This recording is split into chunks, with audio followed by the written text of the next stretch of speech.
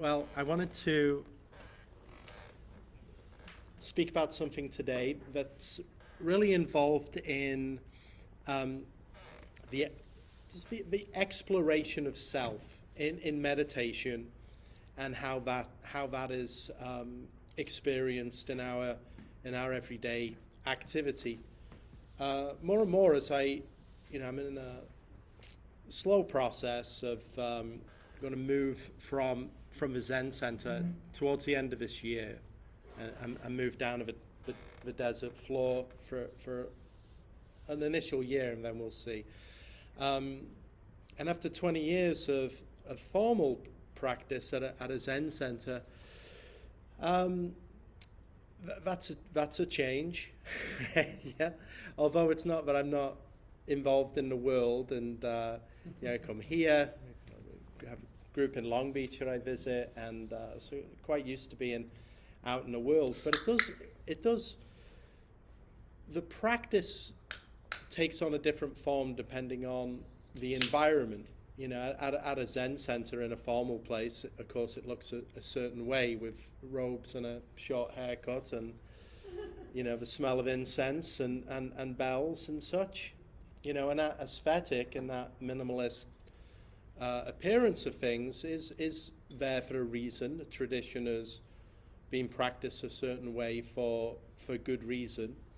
But then when we're in the midst of a more informal or everyday practice, then how do we translate, or how do I translate the core of the heart, the core insights of Zen into everyday activity? That's my sphere of interest.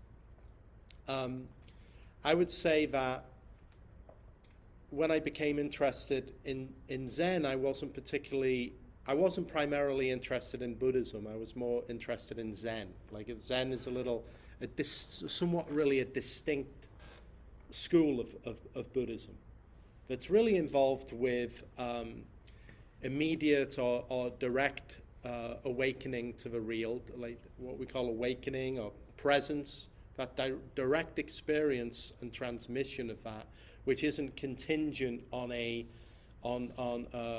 religious structure or belief, certain philosophy.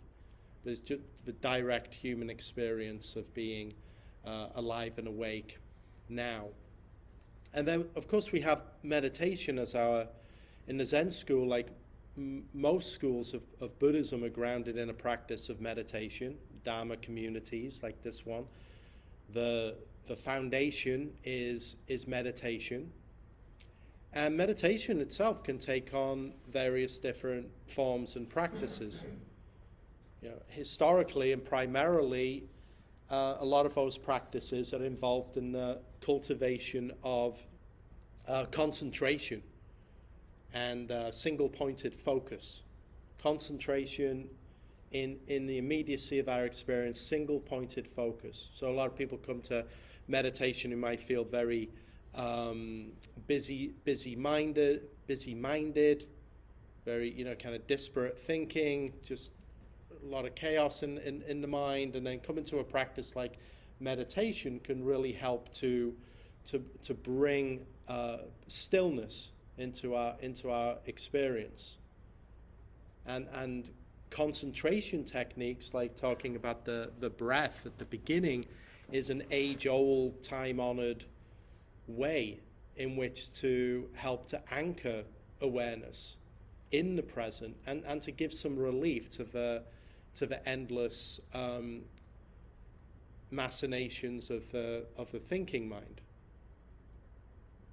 Now, the part that I wanted to read something from the early Zen tradition in China. It's one of my favorite interactions here that takes place between who would be two Zen teachers, Sekito, who was a very kind of a pivotal figure in the lineage in which I'm involved, and who would be his successor, Yakusan, Sekito and Yakusan. So I'm going to read it. It's quite short. One day, as Yakusan was sitting, Sekito asked him, "What are you doing here?" Yakusan said, I'm not doing a thing. Sekito said, then you're just sitting leisurely. Yakusan said, if I was sitting leisurely, I'd be doing something. Sekito said, you say you're not doing anything, so what is it that you're not doing? Yakusan said, 1,000 sages don't know. Sekito then wrote a verse in praise that said, long abiding together, not knowing its name, just going on, practicing like this. Since ancient times, the sages don't know. Will searching everywhere now make it known?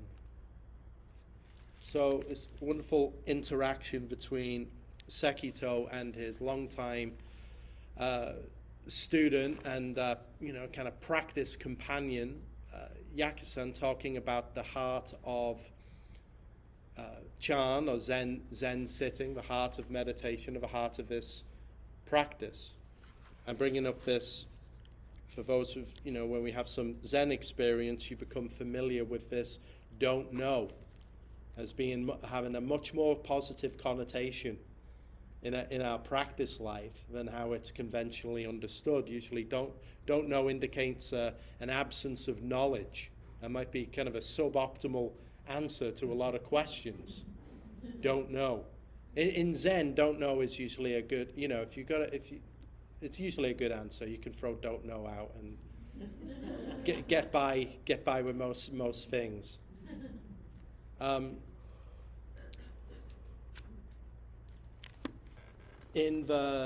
was reading recently about the Greek philosopher tradition. There's quite some overlap with the more spiritual aspects of the early Greek philosophers and early Buddhism and Zen. Much more overlap than we might be, that we might know about. In fact, they think there was perhaps some exchange. Silk Road in those times, 500 BCE. This is a time of Socrates. Plato was also around the same time as the Buddha. I like to imagine them, kind of being, whether they lived at around the same time so that they would have, breathed the same air, I don't know, but it was a similar amount of time. And apparently the Oracle at Delphi, if you ever heard of the Oracle at Delphi, people would travel from all over the Roman world and the Greek world in order to seek that the Oracle would fortune tell, basically, this place in Greece. And the Oracle at Delphi had said that Socrates was the wisest person in the world. Right? So in some place says that. And so became particularly famous as being the wisest, and then was once asked about being the wisest person. Why are you regarded as the wisest one? Socrates was asked, and he said, because I know beyond doubt that I don't know anything. So he spoke which was a curious answer for that school of thought and philosophy. Sometimes could be taken away. Maybe he's just being kind of humble. I really know that I don't know anything. But we can take it in a much more Zen sense, that he knows no matter how much knowledge is understood, no matter how many things he can find out, the real basis of our experience is beyond our knowing. Now, as human beings, we're always, perhaps not always, there's some small hours of the night, well, maybe this isn't true, but we're often, for a lot of the time, preoccupied with conceptual thought. Or I should say, I am. I'm thinking about where I'm going next most of the time. Even driving down here, I'm kind of driving here. I always go to I like to go to a coffee shop first on a Sunday morning. Got the little ritual: drive down the hill, go to a coffee shop, get some coffee, then drive here, Maybe go around the block once, go for a little walk if I'm early. I'm not a 10:29 person, you know. I like to get here plenty of time. And but I notice in my own mind how I'm thinking about what's next, where I'm going, and what the rest of the plan.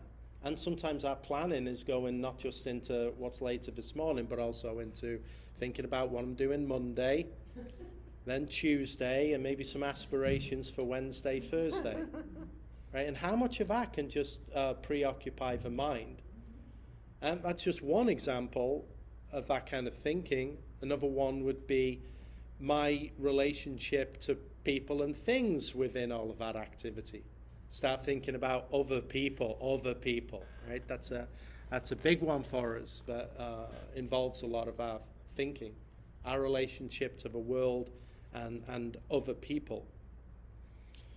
But we know from our experience this conceptual mind that is always thinking and planning and moving toward what's next is not typically one that is brimming with peace and satisfaction. For the most part, right? Unless you're that kind of raise your hand if you're that kind of person, just always just brimming with peace and joy and satisfaction in your thinking life. No, that's not the way that we're evolutionary wired. We're looking out for, what's next, what danger on the horizon. Trying to navigate a chaotic and sometimes threatening reality.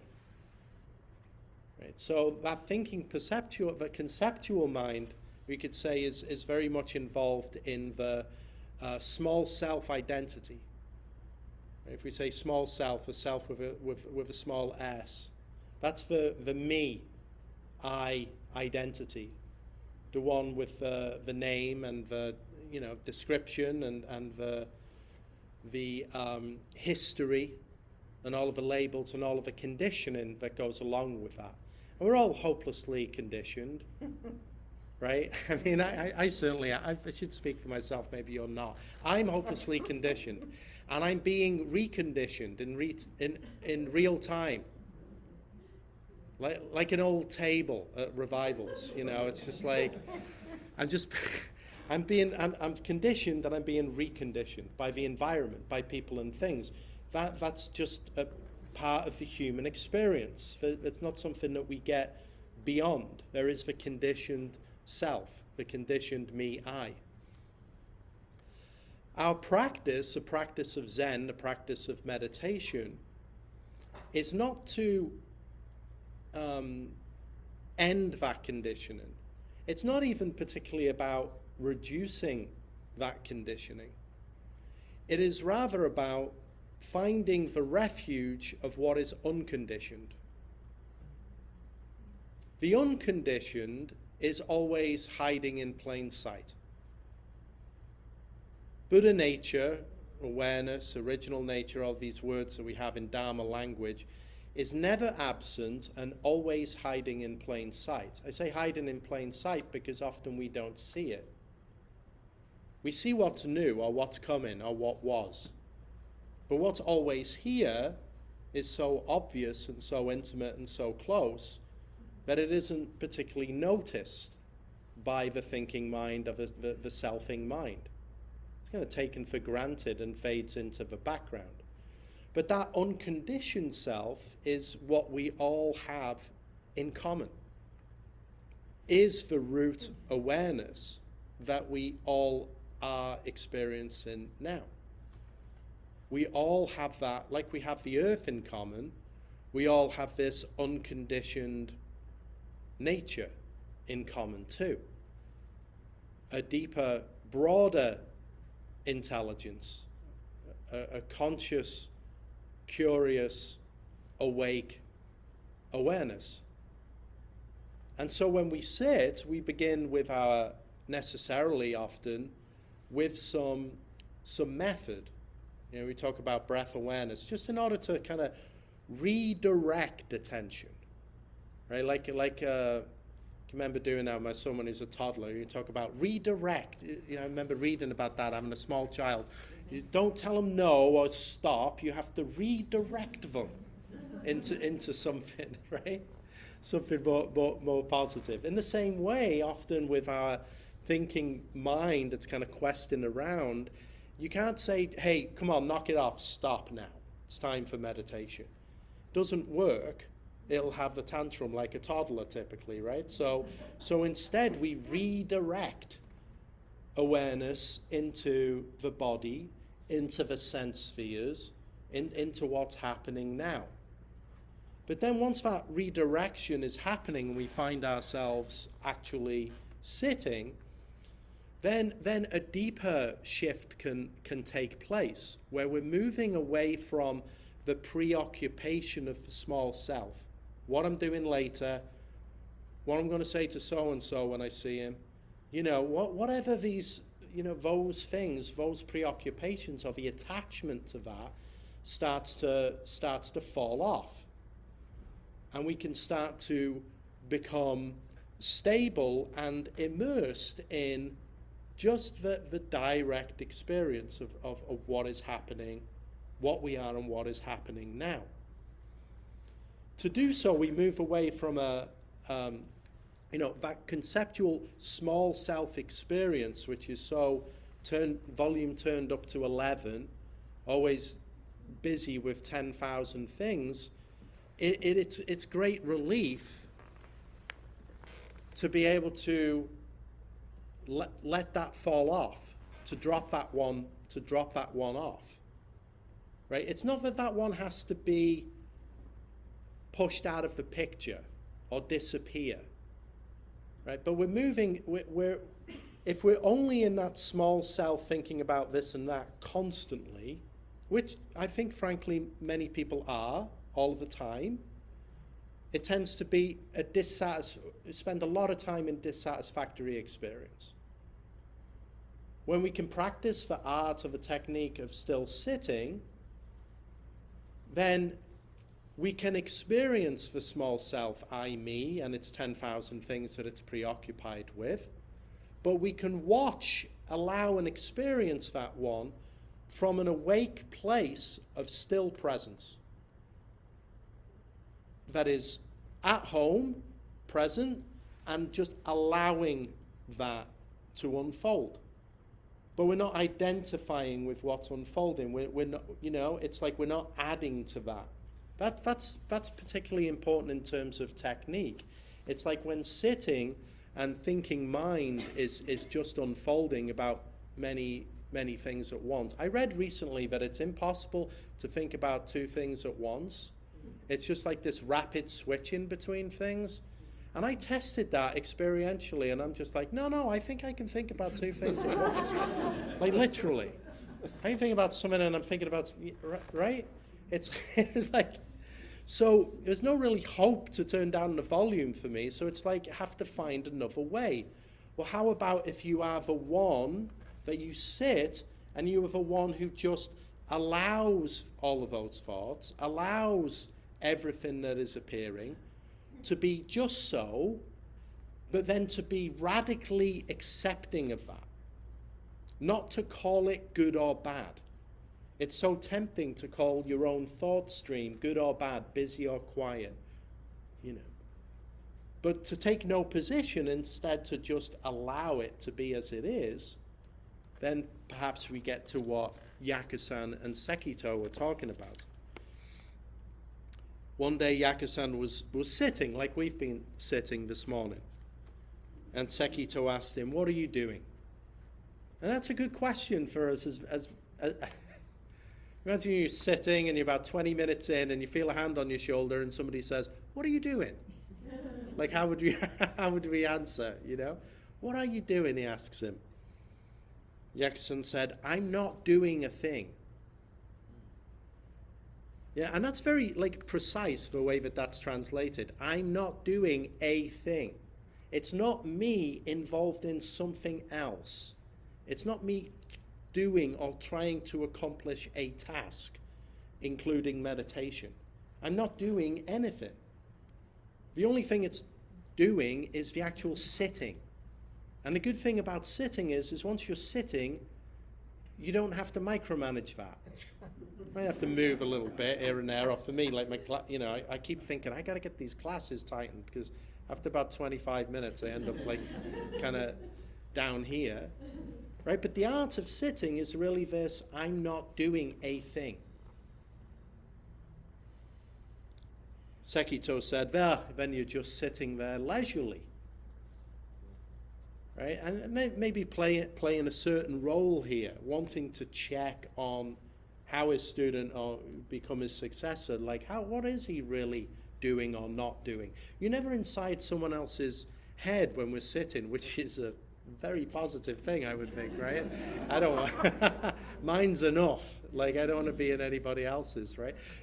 Like, we can look around the room or on Zoom, and it's like, wow, everyone's so still and quiet. How peaceful. This is nice, right? But we also know that there's 34, 35 or whatever universes, whole galaxies bouncing around and colliding, right? All of these interior worlds that are happening. And are you just sitting there leisurely? Well, 30 minutes is a long time to entertain yourself if you're sitting with nothing to do. Most of us have to go, you kind of pass through the gate of boredom with meditation. Yeah. Like a deep boredom. When that's a very useful gate to go through, though, is to just be completely boring, be completely bored, abjectly bored when sitting, be involved in nothing extra at all. It's not just sitting leisurely. That's sometimes the idea that people have. If you ever go on retreat and people say, you're so lucky going on retreat. Like it's going to be, like the spa, it's all going to be like hot rock massages and whatever else, right? But for those of us, many of us here who've done retreats are work. Yeah. Retreats are difficult. It's not sitting leisurely. Anyone that sits for a period of time, you have to go through a lot. You go through it. You go through it. So he's not just sitting leisurely. He said, well, and if I was sitting leisurely, I'd be doing something. That's doing something. We can try to cultivate mind states and deep samadhi or concentration and these kind of things. But we have to be careful with that, because it's just another way to pick and prefer. If our meditation has to look like something, if it has to feel a certain way, then it's just more conditionality. It's just more conditionality. You're sitting and you're meditating, and then when the leaf blower gets turned on, it's like, there he goes with a leaf blower. I'm trying to meditate here. You have to let the leaf blower in. Maybe close the window, but, right? When you sit, just have that sense of however it is, whatever is going on, whether someone left the phone on, whatever is happening, sounds of the street, allow. It's not seeking an escape. It's not seeking better circumstances, right? The deeper piece comes from the depth and the surety and the confidence to be able to meet whatever circumstances arise in the moment, to be able to match the world as it is, to be able to stand on our feet in the world as difficult as it is. That's much better than seeking a conditional experience. So then Sekito says, you say you're not doing anything. What is it that you are not doing then? What is it that you're not doing? What is the heart of it then? If we take this kind of these guidelines and this instruction and try to sum it up, what is a so-called awakening? What is awareness? What is this? What is this life? What is this being? Really, when you drill down and get to the bottom of it, when you pierce through all of the layers and drop all of the constructions off, and you really take a good look behind the curtain, then what is it that you find? Yakusan says, 1,000 sages don't know. Oh, what a wonderful statement. It's not just, well, the Buddha doesn't know, or Lao Tzu doesn't know, or Dogen doesn't know. 1,000 sages, 10,000 sages.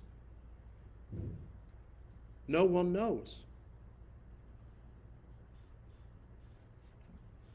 Right? It's just coming, but rather coming face to face with the actual unplottable wonder of being.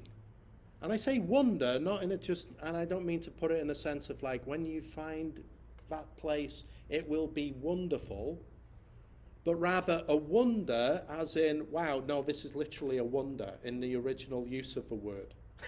Apparently I'm alive in the world, right? Which we so often cover up or kind of take for granted, just, you know, or like reduce to some kind of mundanity as we're navigating all of the ups and downs, and we lose that essential contact with the very fact of just being is a miraculous experience, a miraculous thing. And we're all in that position. We're all involved in this miraculous experience. So meditation in that sense, or the heart of Zen sitting, it's just is a really, it's the radical reset of self.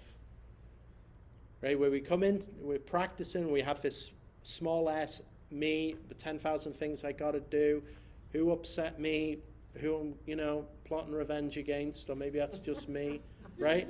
It's like all of that that's going on as we navigate the world. As meditators, as Dharma practitioners, we have a refuge of the seat. And I say it's a seat, but it's not dependent on meditation. The reason we meditate and meditate for 30 minutes is, for most of us, you've really just got to rub your face in it. Right? You've really got to pack the bus and look and experience this. But once you really deeply experience this presence, this vast awareness, and you can see your own thoughts coming and going in that, and realize that you have space, there's space and freedom, right? To not have to always just be completely consumed and involved in the narrative of me, or, as is ever more common, the competing narratives of the world, all fighting for our attention, you know, all dangling bait in the water. Here you go, put all your attention in this. So to be able to just, and very at its heart of it, to be able to be at home in oneself, as you are. That is a beautiful fact. To be at home in one as you are, as yourself now. And to come back to that over and over, because as we do so, we allow others to be as themselves as they are now. And you see more than just the possibility of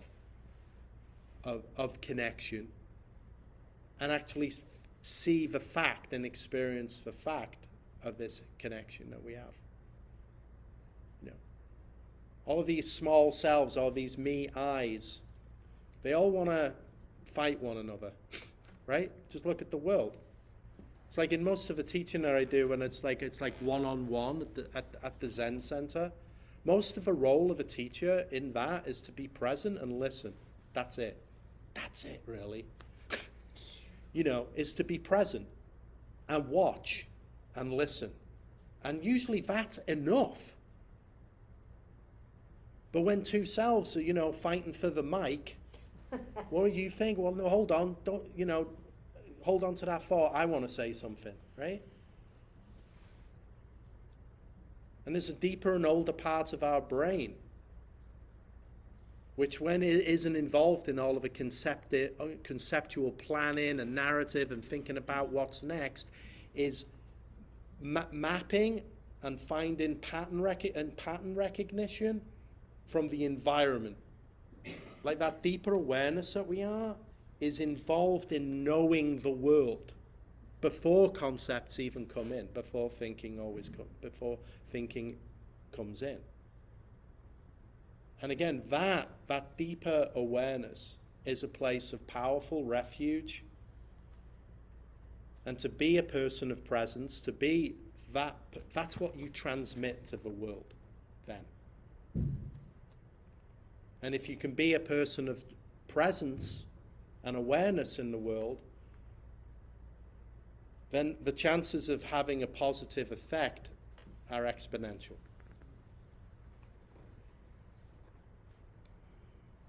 And I think it's wonderful that you can read something like this from 1,500 years ago or so, and it's as beautifully relevant today as it was then. Talking about what is it that we're doing when we're sitting?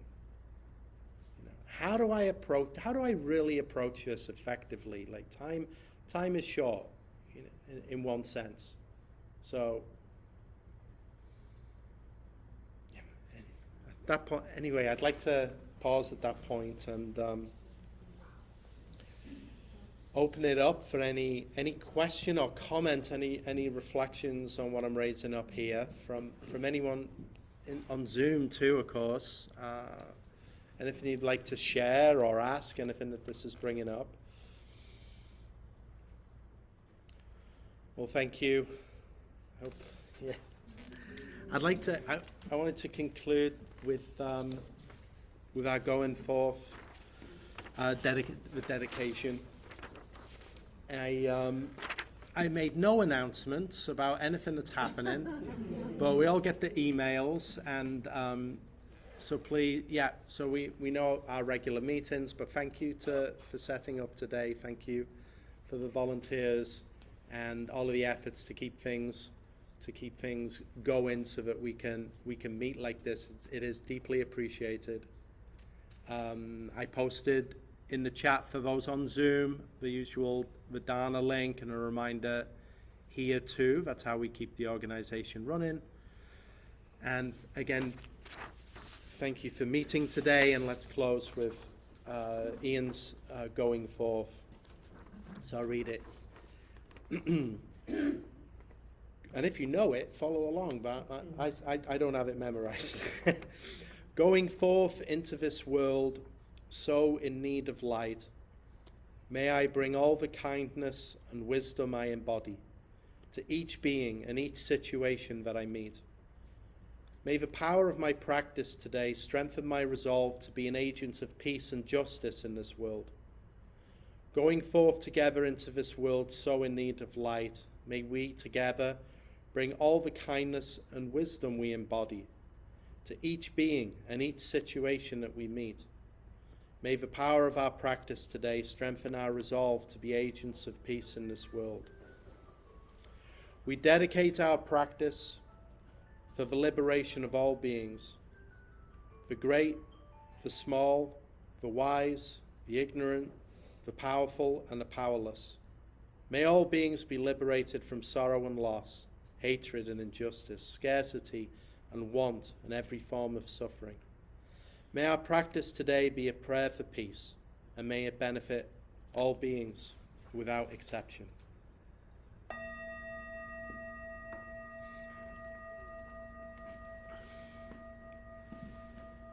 Thank you again.